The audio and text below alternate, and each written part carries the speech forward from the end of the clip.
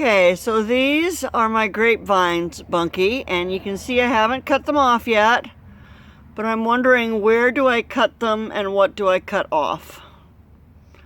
Like, I don't know. I have no idea. I know some of the smaller ones I'll cut off, like, you know, like this one and this one. But what do I do with these bigger ones? I got so many of them. So that's one. And then here's the other one.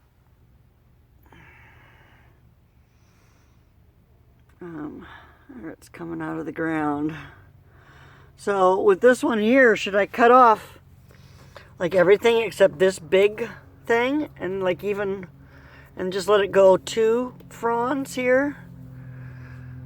And then cut off everything else? What do you think? Let me know. Let me know what you think.